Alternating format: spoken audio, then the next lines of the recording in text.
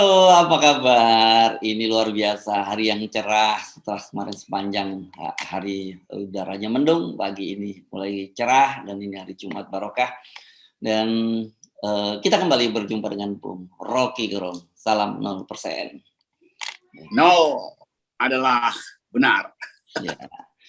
Bung Rocky banyak yang ngechat saya juga mengingatkan saya kemarin, katanya Bung Rocky kemarin itu ulang tahun, kenapa kemarin nggak ada ucapan selamat ulang tahun di kontennya. Itu banyak yang protes dengan saya kemarin. Oke, selamat ulang tahun walaupun terlambat dalam sehari, dan saya kira pasti banyak ucapan yang sampai pada Anda dan Anda nggak mungkin jawab satu persatu ya Bung Rocky ya. Ya, saya punya tradisi kalau ulang tahun saya 20 Januari itu saya nggak angkat telepon dan nggak menyentuh telepon sepanjang hari, karena itu masuk semua hal dan saya nggak tahu siapa yang mesti dibalas. Jadi saya anggap aja oke, karena bisa ribuan itu. Dulu juga waktu masih zaman SMS itu teleponnya tuh keblok gara-gara diserbu tuh. Tapi saya anggap bahwa oke, itu perhatian publik, terima kasih. Walaupun saya belum buka handphone sampai saat ini. Tapi yang jelas kita selalu bikin refleksi setiap kali usia berkurang. Karena ulang tahun artinya usia berkurang. Karena stoknya ada. Ya. Stoknya berkurang. Setuju.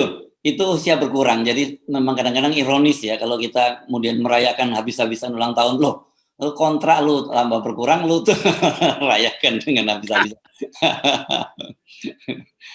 Setiap hari kita anggap aja ulang tahun. Kalau kita gembira mah senang-senang aja tuh, gitu ya. Sekali lagi terima kasih netizen. Ya. Oke, Bung Rocky, ini saya dapat kiriman sebenarnya sudah sejak beberapa hari yang lalu, ini poster pasangan Prabowo Jokowi, gitu ya. Ini benar-benar serius ini, disebutnya pasangannya calon presidennya Prabowo dan kemudian calon wakil presidennya Pak Jokowi. Ini kan kebalik. Ini saya kira merespon dari dinamika politik terbaru yang semua partai politik sudah menolak untuk memperpanjang periode Pak Jokowi 3 tahun maupun periode presiden bisa sampai 3 periode.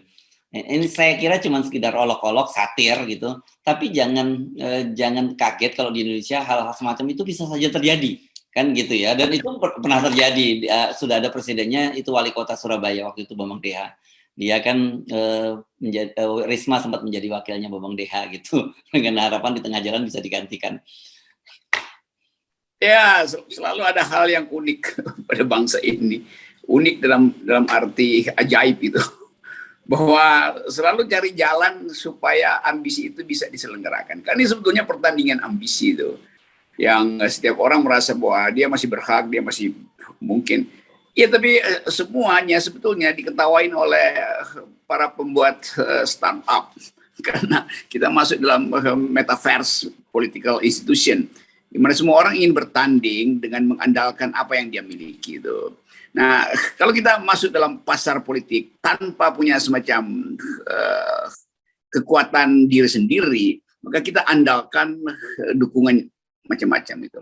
Jadi sama seperti bertanding di metaverse hanya karena tiba-tiba bergairah lalu masuk di situ lalu hilang, disapu oleh raja-raja besar itu. Jadi sekali lagi kita ingin agar supaya kita tuntun politik ini dalam pengertian yang sehat. Memang ada main-main, tentu saja secara konstitusional Pak Jokowi masih bisa dipilih sebagai wakil presiden. Tapi itu bagian paling buruk dari olok-olok politik yang udah berlangsung juga di beberapa daerah di kita, kan tuker-tukeran aja gitu, sehingga sirkulasi nggak terjadi. Demikian juga Pak Prabowo, itu Pak Prabowo masih punya keyakinan bahwa beliau akan masuk di dalam putaran berikut dan memenangkan pemilu. Iya, itu hal yang bagus secara akademis, orang bisa terangkan itu sebagai, ya mungkin aja soal umur, soal segala macam. Tetapi kita mau lihat bahwa kita membutuhkan sirkulasi elit, regenerasi itu yang dipentingkan sebetulnya, supaya kita bisa pamerkan pada dunia bahwa Indonesia itu tumbuh di dalam regenerasi, bukan degenerasi itu. Jadi itu yang terjadi sebetulnya. Oke, tetapi saya diingatkan oleh seorang teman, jangan terlalu cepat mengambil kesimpulan bahwa opsi 3 periode atau opsi 3 tahun itu tertutup gitu. karena Oh, mereka mengingatkan masih ada gerilya, terus terjadi gerilya-gerilya. Ini berkaitan dengan banyak sekali agenda kepentingan para oligarki. Ibu kota baru, contohnya begitu.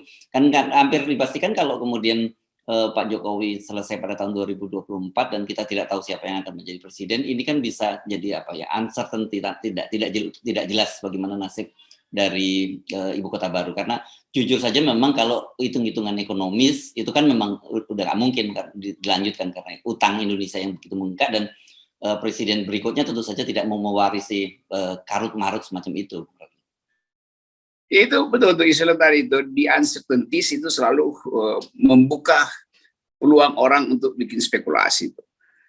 Misalnya kalau ternyata 2 tahun ke depan itu belum bisa mulai ibu kota, dan ada deal sebetulnya di belakang layar bahwa Pak Jokowi harus menikmati ibu kota itu sebagai presiden tentunya. Kan nggak mungkin secara perwatakan orang buatkan rumah, dia bikin rumah untuk dia serahkan pada orang lain kan. Jadi Pak Jokowi pasti punya intensi untuk menduduki sebagai orang pertama di Istana Baru itu. Nah kalau dia nggak selesai 2024 akan ada deal supaya Pak Jokowi perpanjang deh, supaya beliau yang akan nikmati. Jadi 3 periode itu memang masih terbuka. Kendati semua orang, ya janganlah itu. Emang secara konstitusional itu buruk. Secara demokratis juga itu memuakkan. Tetapi ambisi politik itu nggak bisa ditahan. Karena para pengikut Jokowi juga merasa ya dia akan dapat keuntungan di situ. Kan oligarki juga berharap sebetulnya ya terus aja Presiden Jokowi supaya kita bisa memanfaatkan sisa kekuasaan dia. Bayangkan kalau Presiden Jokowi itu berhenti di 2024 dan istana belum selesai, atau bahkan sebelum 2024 dia berhenti, maka bersama dengan itu infrastrukturnya mangkrak, maka semua komponen oligarki yang ada di situ juga habis saja kan.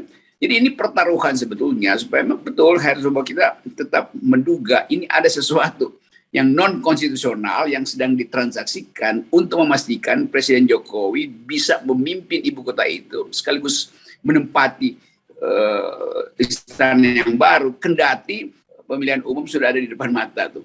Jadi akan diperpanjang kekuasaan Presiden Jokowi dengan segala macam cara. Ya. Nah, dengan tadi itu, jadi kendati ini partai-partai politik besar seperti Golkar sendiri, PDIP juga sudah tegas menyatakan menolak opsi 3 periode dan juga perpanjangan masa jabatan 3 tahun, tetapi sebagai sebuah analisa, sebagai sebuah kewaspadaan, itu tetap kita mesti buka mata gitu. Karena kita sudah belajar dengan apa yang terjadi dalam beberapa tahun belakangan ini, sesuatu yang tadinya sangat tidak masuk akal, bertentangan dengan konstitusi pun itu bisa dilaksanakan. Jadi prakteknya itu tadi. Contoh terbaru adalah pengesahan undang-undang ibu kota baru itu sendiri. Iya betul. Kan kita tetap lihat bahwa seluruh kebijakan negara ini itu tidak pernah terbuka. Yang terbuka adalah ucapan bohongnya tuh. Itu ngibulnya terbuka tuh, upaya untuk menipu publik. Enggak, kita enggak akan 3 periode, kita akan tuntun segala macam. Iya, tapi membuat undang-undang aja di kamar tertutup, dalam 2 hari diselesaikan, dalam 14 hari tiba-tiba dia jadi prioritas, sementara begitu banyak undang-undang yang menyangkut hak hidup rakyat tidak pernah dibahas tuh. Jadi memang nih istana ini simbol dari kerakusan sebetulnya. Nah orang rakus nggak akan berhenti untuk cari cara supaya perutnya kenyang terus kan. Jadi itu intinya tuh.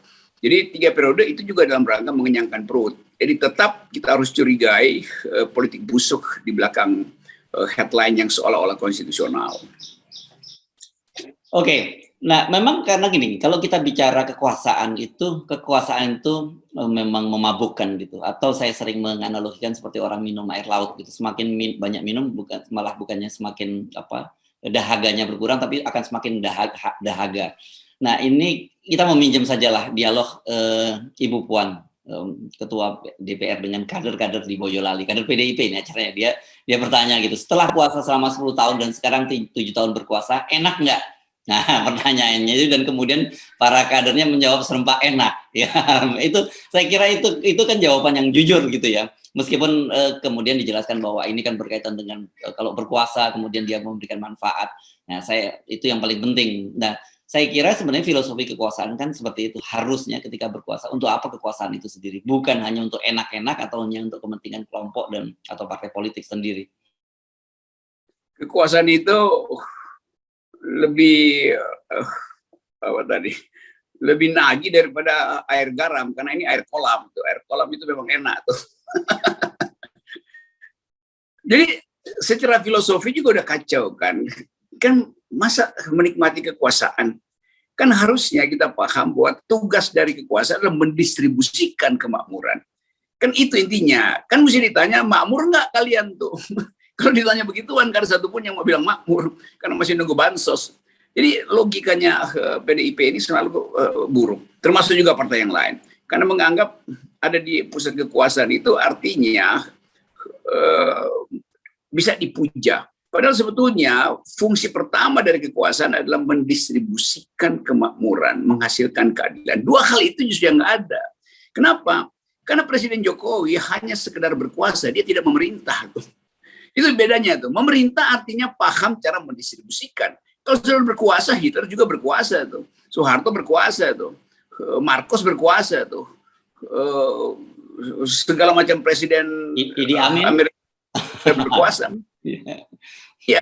Jadi berkuasa tanpa memerintah. Karena memerintah itu adalah bagian kemampuan teknokrati gitu. Ya itu sebetulnya salahnya. Dan ya udah kalau salah memang kita udah tahu pasti salah. Tapi makin lama kok salahnya makin gila tuh kan itu soalnya.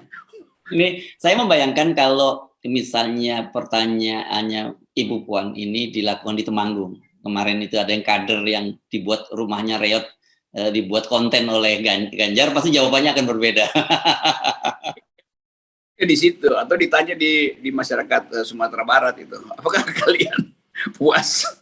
Itu kira-kira begitu tuh. Dan mestinya pertanyaan Ibu Puan dijawab pakai bahasa Sunda, baru kita tahu bahwa bangsa ini sudah mengalami peningkatan kemakmuran dan kecerdasan apa belum itu.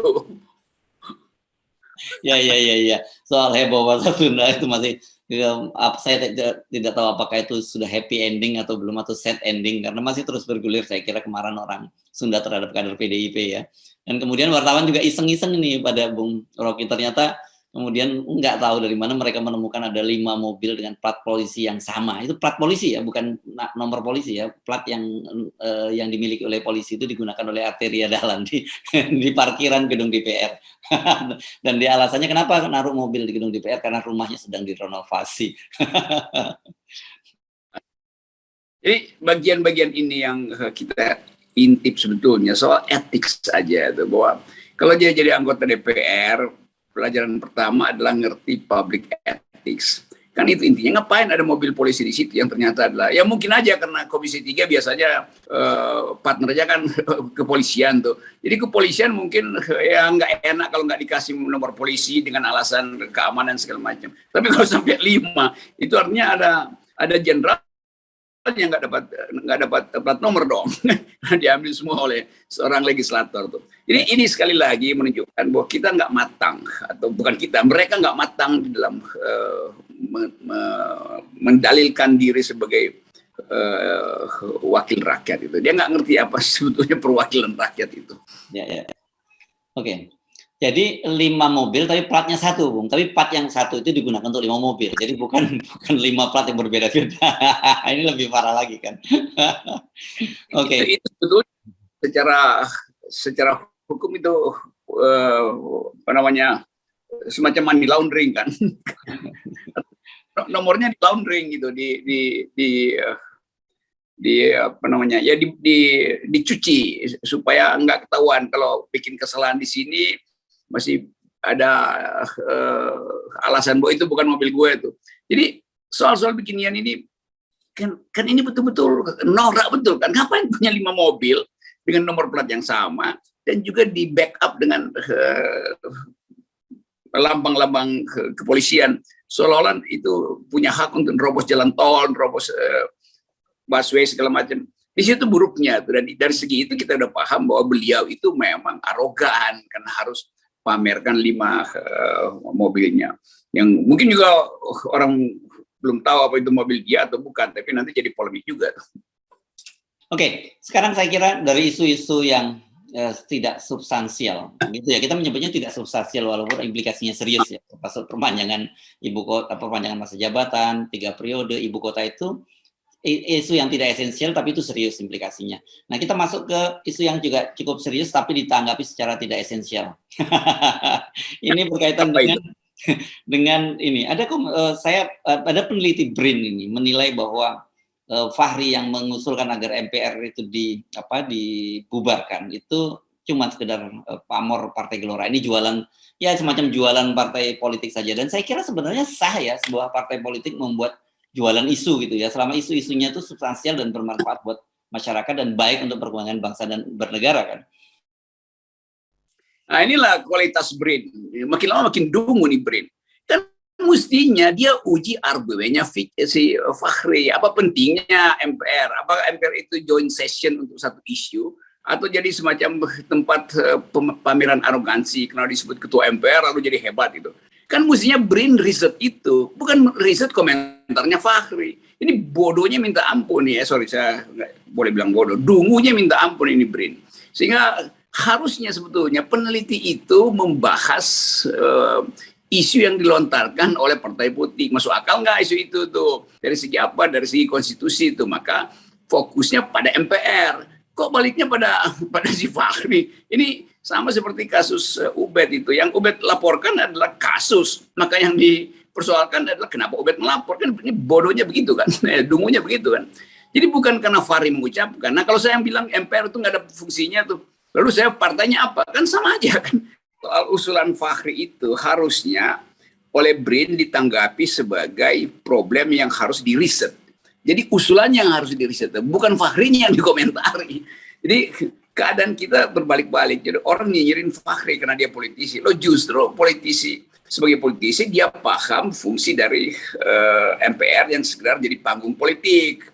Bukan jadi lembaga untuk memikirkan masa depan bangsa. Nah, problem itu disodorkan Fahri, mestinya BRIN bereaksi secara intelektual. Mengapa ada masalah itu? Bukan menghajar Fahri itu. Ya, dungunya di situ kira-kira tuh. Tetapi Anda sendiri bagaimana melihat gagasan Fahri tentang penghapusan MPR? Ini kan ada konsekuensi secara kelembagaan kalau itu yang bakal terjadi. Ya, saya setuju dengan penghapusan itu. Karena secara filosofi kan nggak diperlukan MPR. Karena MPR itu joint session aja. Dia bukan lembaga yang tiba-tiba punya otonomi untuk berkomentar. Setiap ada permintaan dari DPR, maka MPR itu dibentuk pada saat itu. Jadi itu satu keadaan. MPR itu satu keadaan, bukan satu lembaga. Itu yang mesti dipahami oleh BRIN. Supaya brain-nya itu terlihat. Jangan brain-nya doang, without brain. Kan penting kita untuk mengetahui bahwa juga ada pemborosan kan nanti ketua MPR dapat tunjangan segala macam. Lo MPR itu adalah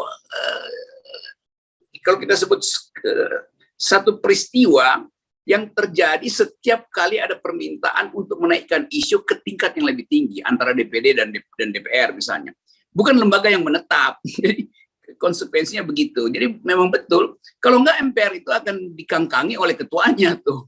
Kan nggak boleh ada ketua di MPR setiap hari. Disebut ketua MPR, dia mengurus administrasi, bukan isunya tuh. Nah isu itu adanya 5 tahunan, itu intinya tuh. Nah selebihnya kalau ada soal dispute, soal aturan, ya pergi aja ke Mahkamah Konstitusi kan. Nah itu sebetulnya saya kasih pelajaran dulu pada BRIN supaya berpikirnya itu betul-betul paradigmatik. Jangan sekedar berpikir hal-hal yang dangkal itu, atau komentarnya dangkal. Jadi ini nanti kira-kira bayangannya itu semacam kayak bikameral gitu ya, Bung Rocky, dan fungsi DPD juga diperkuat. Ya karena kita membayangkan begituan kan, supaya bikameral murni bahkan DPD diperkuat, otonomi dengan sendirinya menghasilkan senator yang bermutu tuh. Jadi itu intinya tuh, bahwa nanti ada hal-hal yang menyangkut pandangan hidup bangsa ya ke depan itu, ya bikin aja joint session untuk isu itu aja kan. Kan itu yang dimaksud dengan cara berpolitik yang deliberatif, saling mengerti keadaan, lalu saling membayangkan. Bukan MPR menjadi lembaga otonom dan seolah-olah di atas DPR, seolah-olah di atas DPD, dan ketuanya kemudian jadi arogan karena nggak paham bahwa itu adalah session. Jadi bukan institusi, tapi dia adalah session aja. Nah soal beginian memang memerlukan pendalaman political filosofi, sejarah demokrasi, itu harus panjang pengetahuannya. Nah ini teman-teman di BRIN, terutama yang riset ilmu politik atau humaniora itu nggak paham begitu-begituan. Karena itu dia cuma sekedar berkomentar, bukan memahami intinya. Oke, saya kira penting ini isu yang diangkat oleh Far ini sangat substansial. Anda boleh setuju, boleh tidak, tapi kemudian bukan dengan cara itu argumentum hominem gitu ya, mestinya, atau kill the messenger. Harusnya kita buka diskusi-diskusi itu karena memang banyak orang berpikir sebenarnya apa ya mestinya MPR sekarang ini dengan dalam situasi semacam ini, karena mereka bekerja hanya 5 tahun sekali atau sekali-kali ketika misalnya ada soal usulan amandemen, tetapi fasilitas dan itu yang melekat itu fasilitas yang sepanjang 5 tahun ini kan, itu kan dalam situasi ketika negara sedang kesulitan semacam ini, hal-hal semacam itu kan penting untuk dipikirkan lebih serius. Ya itu masalahnya kan, yang tentu yang bereaksi pada Fahri adalah mereka yang sekarang sedang menikmati fasilitas di MPR sebagai pimpinan MPR. Demikian juga BRIN. BRIN mungkin aja lagi dapat kontrak dari MPR sehingga dia mesti membela MPR. Jadi BRIN akhirnya jadi humas MPR doang, kan begitu kejadiannya tuh. Jadi buruknya di situ atau dungunya di situ. Oke, baik, terima kasih Bung Rocky. Ya, salam 0%. Salam 0%.